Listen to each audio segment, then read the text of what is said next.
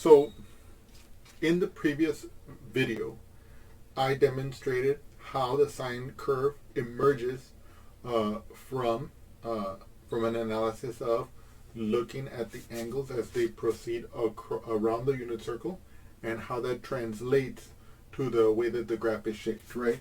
So what we ended up with was the following situation. We ended up with a shape that looks like this.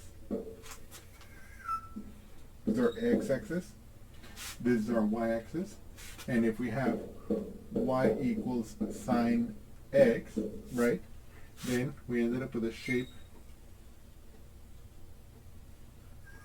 that looked like this.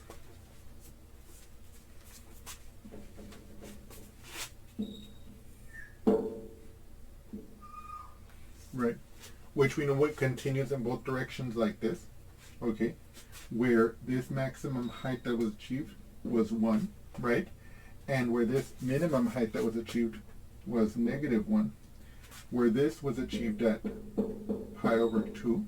Of course here this is of course 0. Here 0 at pi. Here it's -1 at 3 pi over 2. And it's 0 again here at 2 pi. Okay, and so basically, let me see here. So we can basically make this table of these main points that we want to consider. What we're going to think of as landmarks. X, sine x at 0, it's 0. At pi over 2, it's 1. At pi, it is again 0. At 3 pi over 2, it is -1. And at 2 pi, it is again 0. And of course, we know, because we got these angles from drawing the unit circle, that when we get to 2 pi, we're at the start again. So as we move this way, right, we're going to traverse the circle again this way. And so we're going to get another period of the graph, okay? And then again, we can repeat and repeat forever that way. And we can repeat forever this way if we draw the graph out this way, okay? And so basically, the main landmarks that I want you to know are these points for the sine. Let me see here, what else do I want to tell you? Oh yes, and now before we proceed, I want to make sure you guys know the major properties of the sine beyond the ones that we just mentioned. First of all, we already talked about this because of the way that it goes around the circle, and of course the circle is 2 pi and we have to go around it to draw the whole sine graph. We know that the period of the sine is 2 pi. That means from any point, any x value in here, if I add 2 pi, the sine at that point will be the same as the sine value at this point, right? Okay, that's what it means when we say the period is 2 pi for the sine.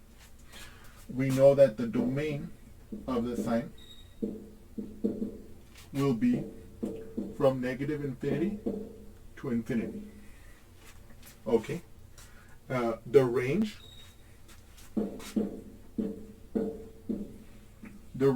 as you can see here, and as you can reason based on the way we drew the sine originally, we know that the range for the sine is going to be -1 to 1. Okay. Okay. So with this, we are ready essentially to begin with our analysis of graphing sines. Okay.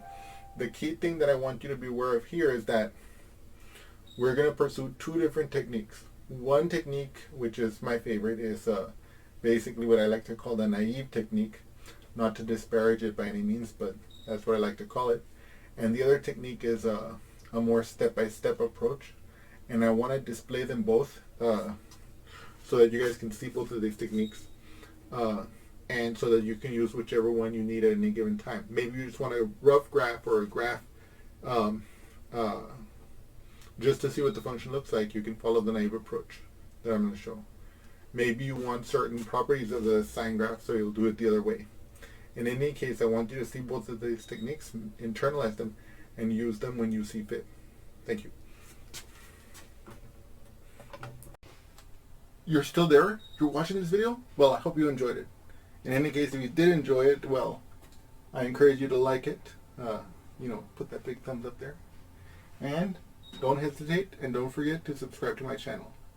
And anyway, and also add a comment if you want me to cover some particular topic. I can't make any promises. There's a huge list of topics I already want to cover, but time permitting, I may address that topic. And in any case, I hope you've enjoyed this video, and thank you again.